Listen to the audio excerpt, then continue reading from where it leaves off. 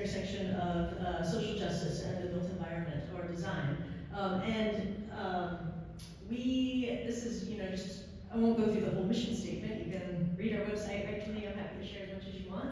But I will say that embedded in this idea of the small center is the idea that we should all be empowered to shape the places we live, work, and play, and that we should all have a voice in that process, not just the technical experts or the designers. These are things that we all talk about freely, and I think read about nowadays. 20 years ago, this was kind of got people's hackles up when you would say things like this.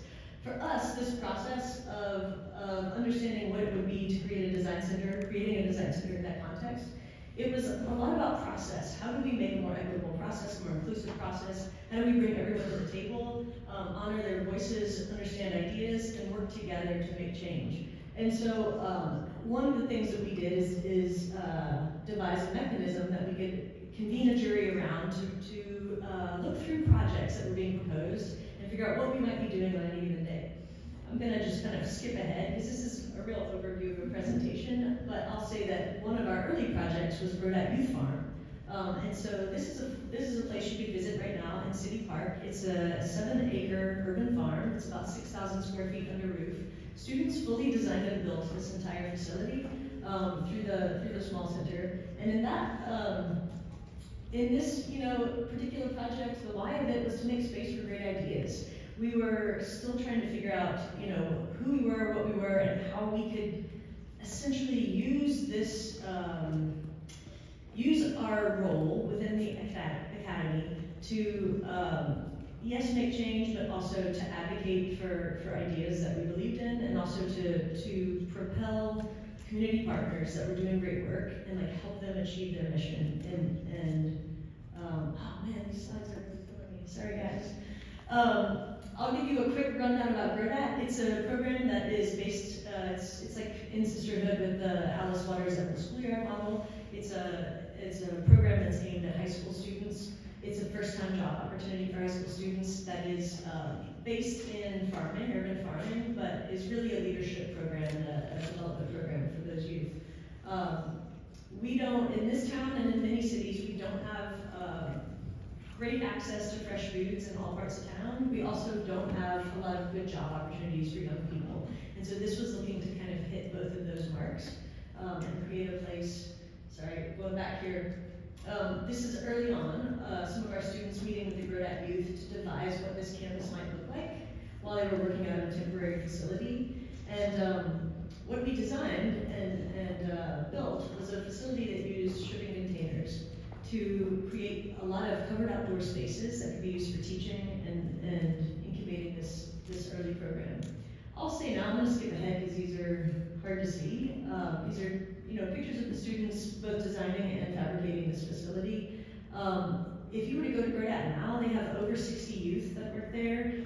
They've got they've expanded their acreage, they've expanded their production, and they've been doing incredible work in town and having huge impacts. They not only contribute to the local, they share their harvest with local food groups and folks who are under-resourced. They also sell some of their produce to pay the youth that work at this program. Let's see, I'm just going to click ahead. This is what it looks like when you take your pretty architectural photographs, but honestly, on any given day, it looks more like this. There's a lot of folks gathered around in these spaces that even in our hot, humid environment have a tolerable time of it. I guess it doesn't feel hot and humid right now. It feels cold and muggy, but it can get quite warm here. Come on back in August. Okay, I'm just gonna jump ahead to the next one. So this is Parasite Skate Park. Any of you guys skaters? Any of you? Not so much, not me. Oh yeah, I see some, great.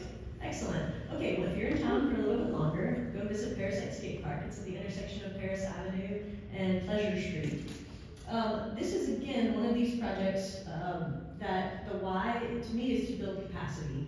Again, not to Robin Hood this too much, but we, as an entity, we rely on third-party funding to help make these projects happen at no expense to our community partners. And in this project in particular, there was a group of skaters who was trying to build a skate park in the city and the railway that site is next to kept bulldozing their work.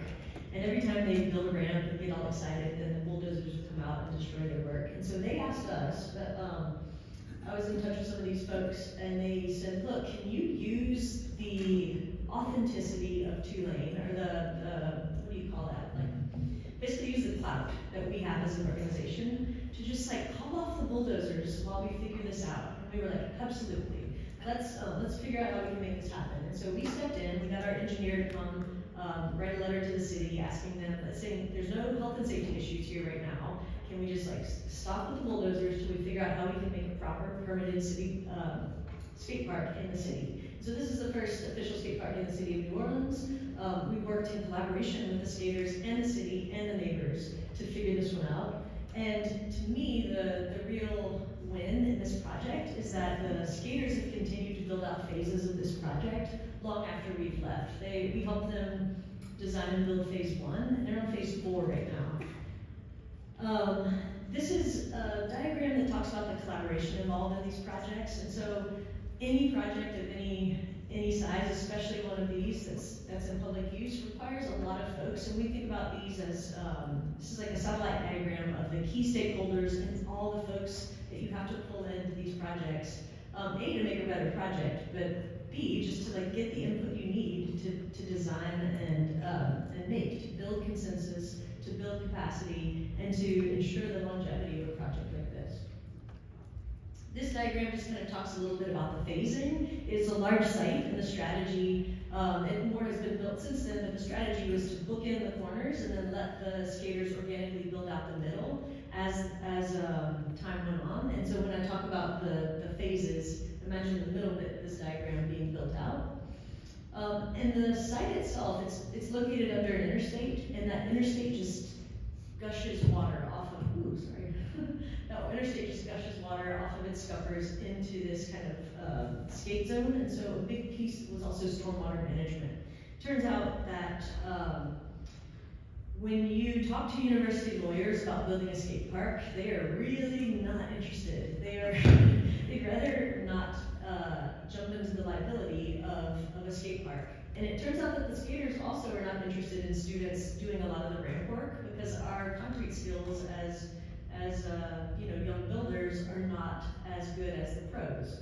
And so what we did as a small center group was figure out ways we could master plan, pull in the collaborators and the contractors and the fabricators that were needed for specialized work, but then also use our time and abilities to do some of the other things that made this a real functional park. So a lot of the stormwater management, the entryway, the benches, the bike racks, all the things that kind of make this more than just a skate park, but more of a city park, are things that the students built. Here's a view of the entry right after construction. If anyone does go out there now, you will be amazed to see how these native plantings have grown, and just it's a very lush entryway at this point that's really fed by that rainwater harvesting system that I was talking about. Oh yeah, and then also as a side note, a piece of this project was to educate after the fact, and so we put in some signage that talked about what the strategy was for the stormwater management, so that other people could adopt these strategies in their own homes and yards. And so I'll just say that even after a project's done, it's not done, and it's useful to go back, and if the intent and the functionality is not obvious, it's worthwhile to do things like this that help the users understand how things are operating and implement those ideas elsewhere. That's just a few photos of the project in use. I'll mention too, this is, as I mentioned, an overview, but those two projects are quite large according to our typical project scale. Often we work on a single semester and we're doing smaller projects. This one, this interior project that we did, it was really, a lot of this work is refining the process and the collaborative, inclusive methods of designing to make you guys experience as students, to provide a better educational opportunity while also doing something quite useful for our partners, for our community partners. Okay, little shift. Now I'm going to mention the architecture firm that I work with and for, Collectivo. So this is a firm that I started in 2013 with a few colleagues. we consider ourselves a collection of makers and doers in town. I want to mention this because I imagine many of you will go on to work for firms or start your own firms, and so from the standpoint of like how I got to starting my own firm, I'll mention that, you know, for us, we were looking at ways that we could rethink practice and include some of these, yes, both engagement and more public interest design style practices in our own practice, but also really hang on to the fabrication piece as part of the design process. So we're not a true design build firm. I don't want anyone to think that. We're more like a typical architecture firm, but we do incorporate elements of design build in our work. Yeah, so for us it's about crafting a new way to practice, and also in those early days it was about free coffee. This was our first client, Pagoda Cafe. Really great breakfast. If anyone's looking for a breakfast here in town, I would highly encourage you to go out to Bayou Road. These guys, they were big on ideas and small on money, small on budget, and so we worked out a partnership where they paid us, you know, half, but then gave us a tab on at the cafe, which we ran through really quickly. Turns out that yeah, times go quick. But I'll say when you're first starting out a firm, for us bartering was on the table. We really wanted to explore that as an option. This Dan Etheridge is the guy that was running the pagoda. This is that project early on. I didn't think I actually had much of this project in here, but here we are. These are the early days of the pagoda, and this is us doing a lot of the fabrication work too. I'll say they paid us for all of our design and permitting work, but for the woodwork that we did, that's what we were bartering for. So that's me building the doors to the pagoda. We made the doors and windows and cabinetry and countertops and things like that. And that's that project in action. Now it turns out when you go to try to start a firm, you probably found this already as a student, but when you go to start a thing, one thing leads to another, and suddenly a bunch of coffee shops in town were like, oh hey, you guys do coffee shops. And so it turns out we've done a lot of the French coffee shops in town, Cafe Bon Ami here downtown. If you want some coffee downtown, I can give you some ideas. But this for us as a young firm was exploring how can we hold on, how can we retain that act of making in the design process as we build out a brand and help to kind of establish sort of what it means to be a French truck coffee in the case of this brand. And for these guys, it's, you know, they're at this point they're regional. That's a Baton Rouge shop. These are downtown. They've got some in Memphis. This is me just wanting to mention that you never know where a thing's going to lead. Like you might build some doors for free coffee and then suddenly be designing a whole, you know, like fledgling franchise of coffee shops. We also do paid jobs. We also work for money. We have employees and we have to pay people. And this is a project that we were really excited about, and we were trying to figure out how can we do more with less? How can we bring these design build processes and also this engagement work from our small center arena into the firm? And we worked with a group called Edible Schoolyard, again, kind of part of this Alice Waters model of education, but these are younger kids. This is an elementary school in town that's a charter school. They asked us to help design an outdoor classroom and some garden spaces that they could use to teach a lot of their different curriculum and classes in, but really focused on gardening as a key piece of that work. They had a fairly tight budget, $250,000, and they wanted to build multiple buildings, and so we joined into a joint venture agreement with a contractor that we know, and so in some ways we were working as a design build firm on this project and trying to streamline those processes to really build in some efficiency and again, do more with less.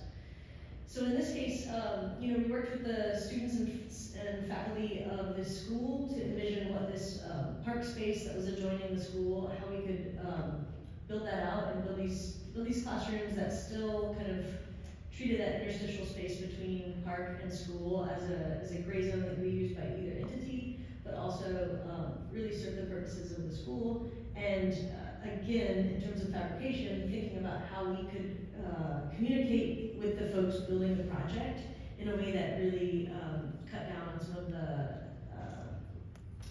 it was just a more efficient process.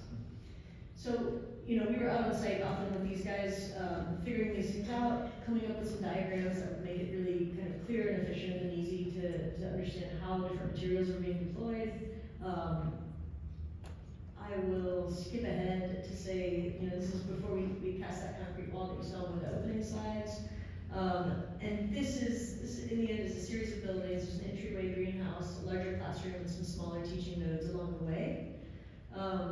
That, in the end, you know, in the spirit of doing more with less, uses a lot of really conventional things. This is just a metal building, like a prefabricated metal building that we hacked, and we added in some screen walls that are just concrete block turned on in, so that you're seeing through the hollows of the concrete block. And so really trying to find the poetry in the everyday and make a really noble space for the folks that use this every day.